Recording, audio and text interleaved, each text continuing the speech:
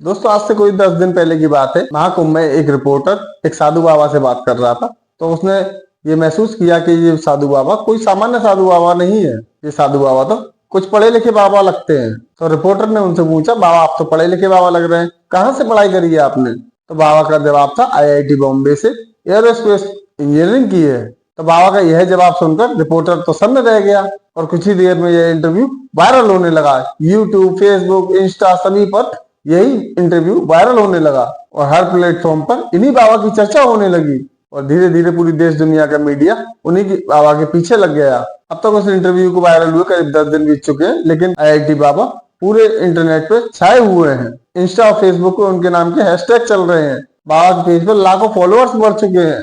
उससे जुड़ी हुई एक एक रील को लाखों व्यूअर्स मिल रहे हैं। जिस शख्स को 8-10 दिन पहले कोई नहीं जानता था, वो शख्स आज इतना वायरल हो गया कि सभी मीडिया ग्रुपों पर वही छाया हुआ है। तो दोस्तों आईआईटी वाले बाबा अगर इतने वायरल हुए तो इसके पीछे एक नहीं बहुत सारे कारण भी हैं। उनकी पूरी कहानी किसी फिल्मी कहानी से भी ज्यादा फिल्मी लगती है और ऐसा लगता है कि किसी फिल्मी कहानी को हम रियल में महसूस कर रहे हैं। पहली बात तो ये कि आईआईटी को क्रैक करना ही बहुत बड़ी बात होती है। लाखों करोड़ों लोगों में से कुछ ही लोग इस काम को कर पाते हैं। उनमें से भी चुनिंदा लोगों को आईआईटी बॉम्बे में एडमिशन मिलता है।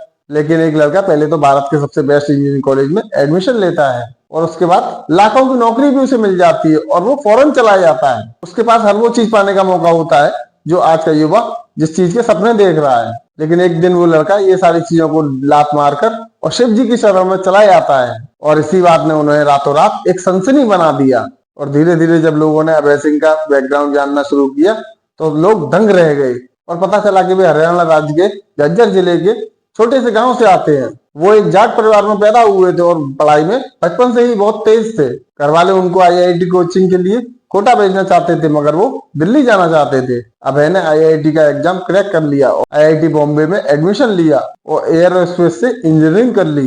अभय ने बीटेक की डिग्री के बाद डिजाइनिंग में भी मास्टर डिग्री प्राप्त करी।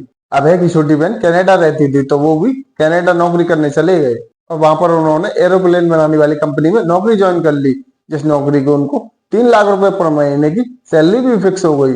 और जिस समय वे कनाडा में नौकरी कर रहे थे उसी समय लॉकडाउन लग गया और अभय सिंह भी घर में कैद हो गए। उनकी शुरू से ही अध्यात्म में रुचि थी और लॉकडाउन के समय उन्हें अपने और अपनी जिंदगी के बारे में और भी गहनता से सोचने का समय मिल गया।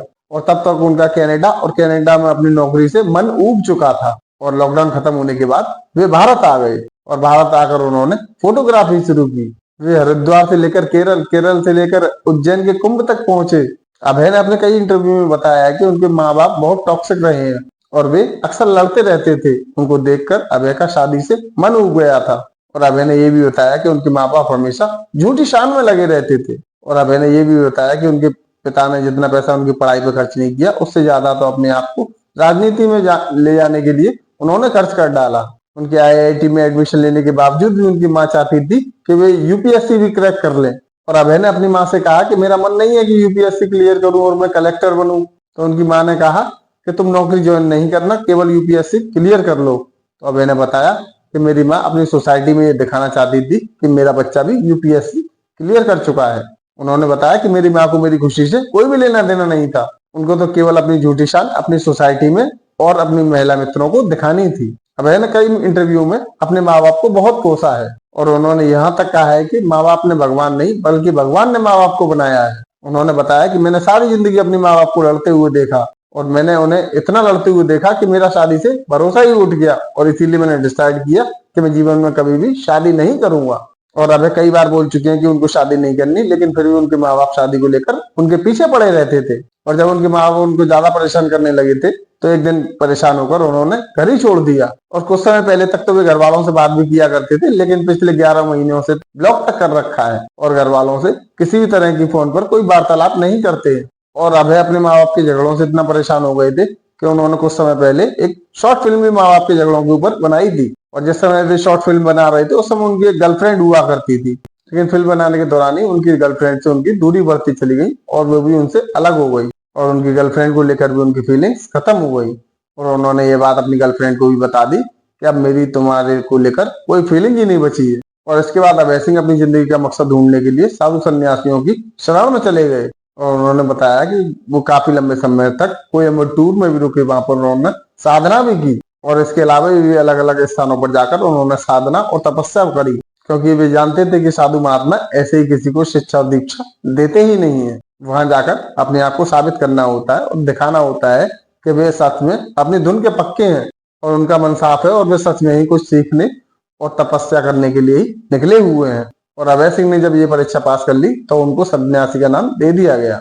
और अभय सिंह का ये कहना था कि शिव जी की शरण में जाते ही उनको जिंदगी का मकसद मिल गया। तो दोस्तों होता क्या है कि जब कोई कम पढ़ा लिखा आदमी धर्म के मार्ग पर जाता है तो लोग बाग ये कहते हैं कि अरे ये तो अनपढ़ था, पढ़ा लिखा नहीं था, ये तो बंगेड़ी था, नशेड़ी था, कबाड़ी था, ऐसे कहकर उसको बता देते हैं कि ऐसे ही लोग अध्यात्म के मार्ग पर जाते हैं। लेकिन एक आईआईटी बॉम्बे से पढ़ा हुआ शख्स जो एरोस्पेस इंजीनियर रहा हो, जो एरोप्लेन बनाने वाली कंपनी में नौकरी करता हो, जिसका 3 लाख रुपए पर मंथ का पैकेज रहा हो, ऐसा आदमी जब जब आध्यात्म की मार्ग पर जाता है, जब तत्व और ज्ञान की बात करता है, जब शिव की बात करता है, शिव और साधना की बात करता है, तो आप उसे हवा में खारिज तो नहीं कर सकते ना।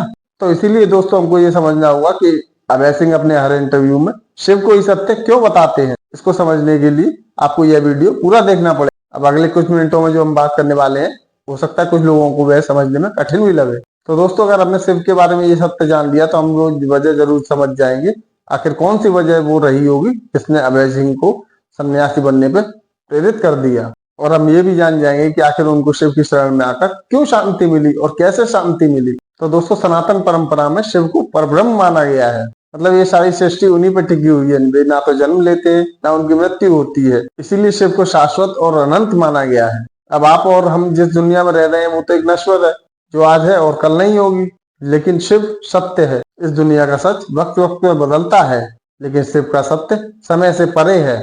उनका अस्तित्व कल भी था और कल भी रहेगा। और शिव को इसीलिए महाकाल भी कहा जाता है, क्योंकि वे काल से परे हैं। और इन्हीं शिव को आदि गुरु भी कहा जाता है। उन्होंने न सिर्फ इस दुनिया को बनाया बल्कि वे इस दुनिया को चला भी रहे हैं।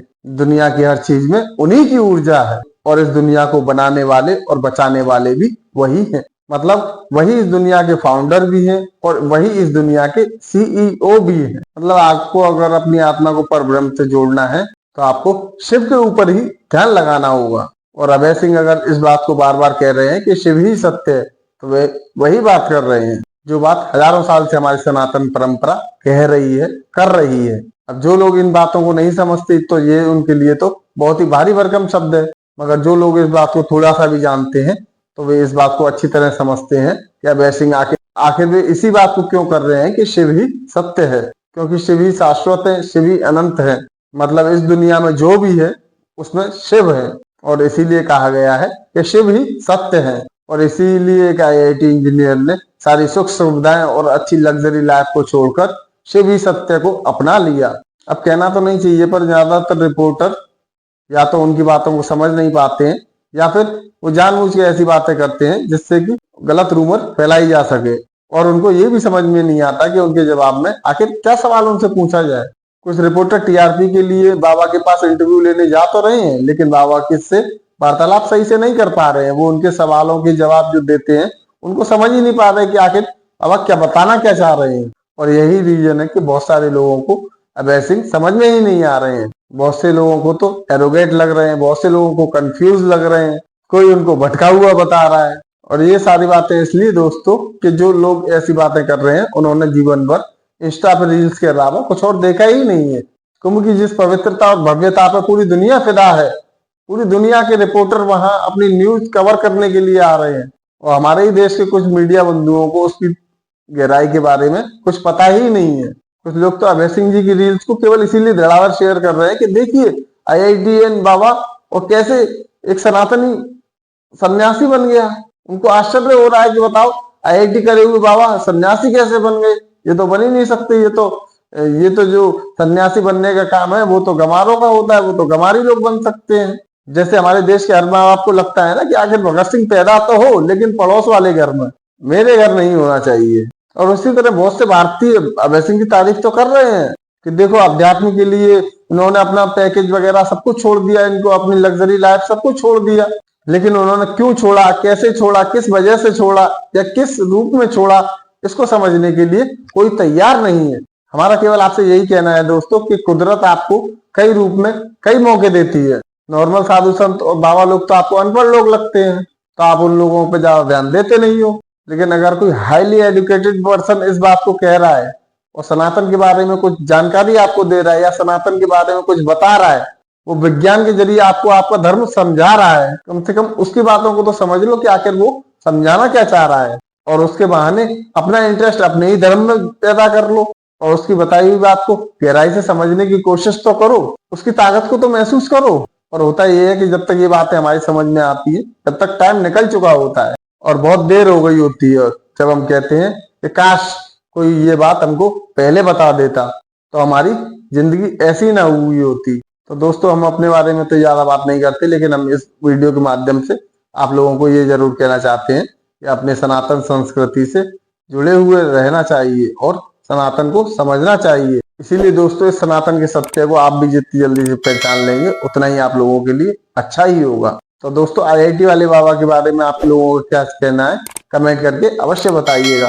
साथ ही अगर आईआईटी वाले बाबा के बारे में आपको यह वीडियो पसंद आया हो तो वीडियो को लाइक अवश्य कर दें और अपने दोस्तों के साथ शेयर भी कर दें, जिससे कि और लोगों के पास भी ये जानकारी आसानी से पहुंच सके। और हमारे चैनल राष्ट्र महिमा को सब्सक्राइब भी कर लें, जिससे कि मेरी आने वाली वीडियो की नोटिफिकेशन आपके पास पहुंच सके। तो मिलते हैं अगली वीडियो के माध्यम से नए किसी टॉपिक के साथ।